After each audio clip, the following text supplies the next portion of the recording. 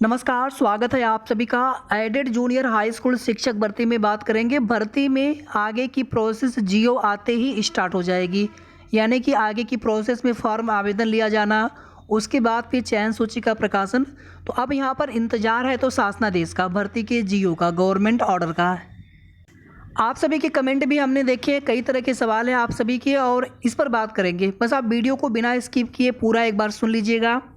सबसे पहले आप सभी को बता दें कि आपकी भर्ती में गुणांक देखा जाएगा मेरिट के लिए, और गुणांक आपका आपके जो सुपर टेट में नंबर होंगे उसका 60% है, यानी जो भी आपके मार्क्स आए होंगे आप उसमें 0.4 से मल्टीप्लाई कर लीजिएगा। यानी कि सबसे पहले आप उसको 100 पे निकालिएगा, फिर उसका आपको 60% करना होगा।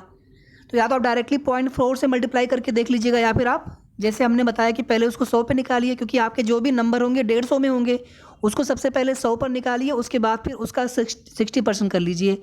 उसके बाद उसमें आप एकेडमिक को ऐड करना होगा। एकेडमिक यानी 10th का, 12th का, ग्रेजुएशन का, और आपने बीएड बीटी जो भी किया होगा तो सबका आपको 10% आपको ऐसे ऐड करना होगा, यानी सभी का 10% वेटेज लिया जाएगा। तो गुणांक के आधार पर मेरिट बनेगी। अब मान लीजिए फॉर्म भरते समय आपसे कुछ त्रुटि हो गई, कुछ गलतियां हो गई, तो इसमें बाकी जो भी गलतियां हुई होंगी वो सब गलतियां एक्सेप्ट हो जाती हैं एफिडेविट के साथ में, उसको सुधारा जा सकता है। लेकिन अगर मार्क्स भरने में, अगर अंक भरने में कोई गलती हुई होगी तो उसको वहाँ पर एक्सेप्ट नहीं किया जाएगा। ऐसा ही 69,000 शिक्षक भर्ती में हुआ था, और ऐसी ही चीज़ें आपको यहाँ पर भी देखने को मिल सकती हैं, क्योंकि ये माना जाता है कि इससे मेरिट प्रभावित होगी। और आप सभी जानते हैं कि आपकी भर्ती में मेरिट लिस्ट आने के बाद, फाइनल मेरिट लिस्ट आने के बाद डॉक्यूमेंट वेरिफिकेशन कराया जाता है। अगर पहले हो करके फिर बाद में आए चयन सूची, अंतिम चयन सूची, तो फिर ये वाली समस्या ना होती। तो अगर किसी के मार्क्स भरने में गलती हुई होगी तो फिलहाल में उसको लेकर के आपको दिक्कत हो सकती है। लेकिन इसके अलावा अगर कोई अन्य तरह की कोई त्रुटि है तो आप उसके लिए एफिडेविट बनवा सकते हैं।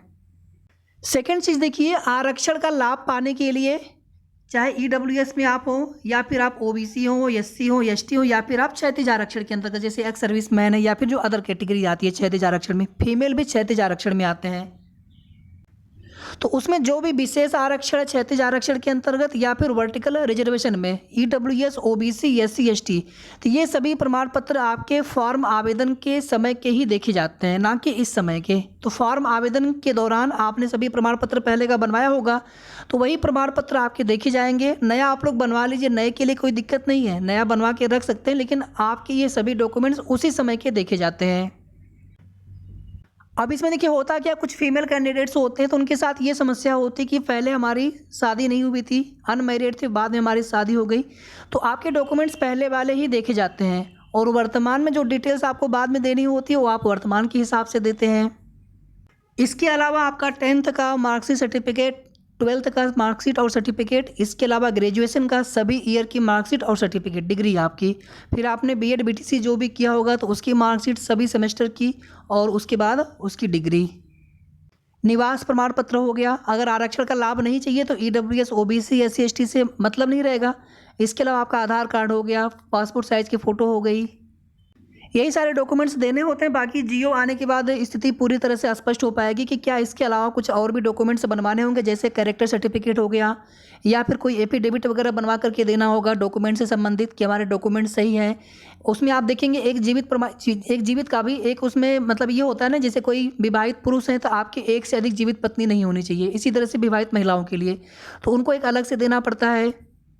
अपने पढ़ाई के दौरान, एकेडमिक सत्र के दौरान अगर बीच में कोई गैप हुआ रहता तो उसका भी एफिडेविट कभी कभी देना पड़ता है। तो बहुत तरह की चीज़ें होती हैं। तो एक बार जियो आने दीजिए, तो फिर आपको हम पूरी लिस्ट एक बना करके डॉक्यूमेंट्स की आप सभी को बता देंगे कि क्या क्या डॉक्यूमेंट्स लगेंगे और कैसे कैसे आपको बनवाना है, तो उसको लेकर के आप सभी निश्चिंत रहें।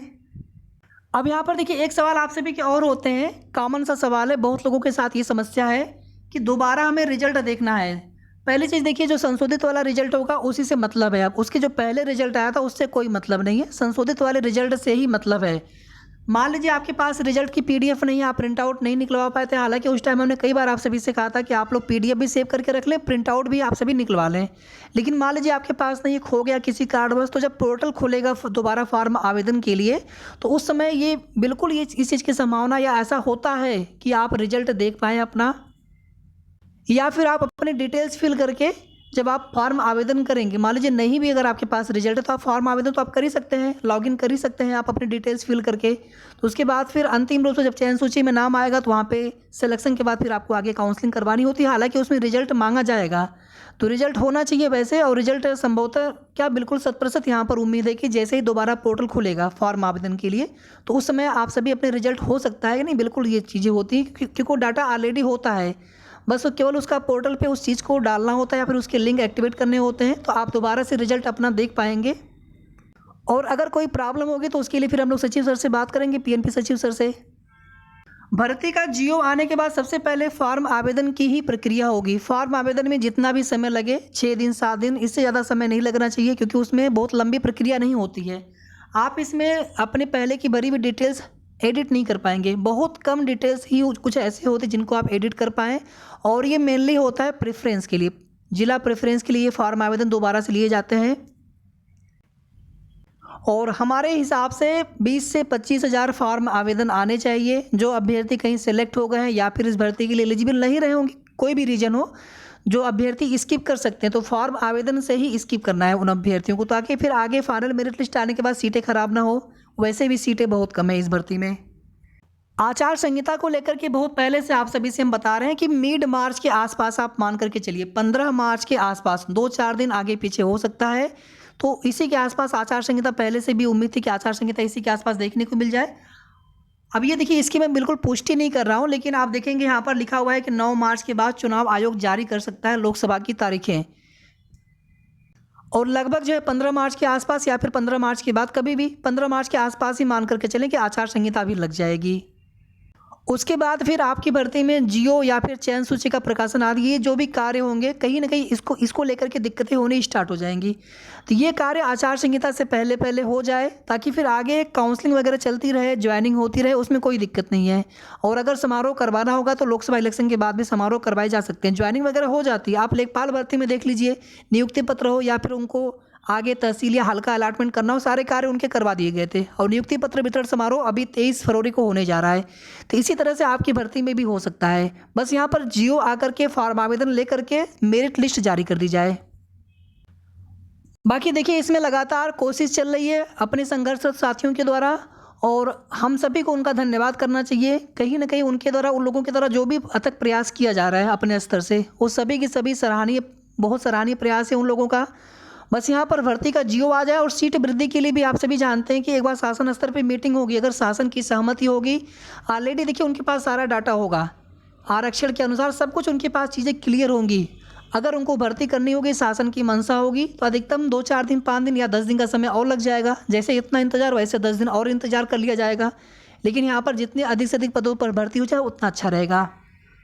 आप देखेंगे आज भी कुछ अभ्यर्थी लखनऊ SCERT गए हुए हैं। तो यहाँ पर हमारी ईश्वर से प्रार्थना है कि आप सभी को अच्छी खबर मिले, आप सभी को सफलता मिले।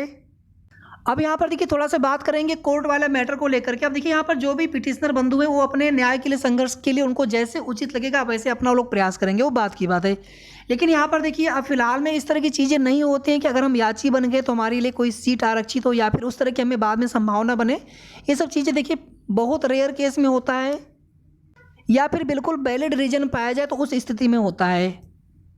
सिंगल बेंच से किसी भी तरह की कोई भी राहत नहीं दी गई है। बाकी डिवीजन बेंच में क्या होगा वो तो बात की बात है, लेकिन यहाँ पर कहीं ना कहीं अब विभाग की तरफ से या फिर जो 90-97 पास अभ्यर्थी हैं उनकी तरफ से भी ये कोशिश है कैबिनेट वगैरह डाल करके कि कोई भी दिक्कत ना हो, अगर कुछ ऐसा होता भी है तो कम से कम हमारा पक्ष पहले सुना जाए। और इसके पहले भी देखिए, जो स्टे लग गया था उसमें कहीं ना कहीं सही से पैरवी नहीं की गई थी रिस्पोंडेंट की तरफ से, उसी वजह से ये जो भी स्टे वाली चीज़ें थी देखने को मिली थी। और अंत में साथियों, भर्ती में जियो शासनादेश कभी भी आ सकता है, उम्मीद हम लोग कल से कर रहे हैं, तो कभी भी आ जाना चाहिए। बाकी अगर इसी सप्ताह में नहीं आ पाया भर्ती का जियो, या फिर जितनी जल्दी पॉसिबल हो सके फरवरी के मंथ में, एटलीस्ट फरवरी में आ जाना चाहिए हर हाल में। अगर देरी होगी तो फिर कहीं ना कहीं फिर आगे की प्रोसेस में देरी होगी, फिर भर्ती प्रक्रिया में देरी होगी। बाकी उम्मीद काफ़ी ज़्यादा है कि भर्ती का जियो कभी भी आ सकता है। शेष आगे की जो भी जैसी भी जानकारी मिलेगी आप सभी को उसकी अपडेट देंगे। और अगर अभी भी आपके मन में कोई भी सवाल हो, कोई भी क्वेरी हो, तो आप कमेंट करके पूछ सकते हैं। मैं पूरी कोशिश करता हूँ आपको रिप्लाई देने के लिए, रिप्लाई करते भी हैं। वीडियो को आप सभी प्लीज़ लाइक करके शेयर कर दिया करें और अगर आपने अभी तक चैनल को सब्सक्राइब न किया हो तो सब्सक्राइब भी कर लीजिएगा। धन्यवाद।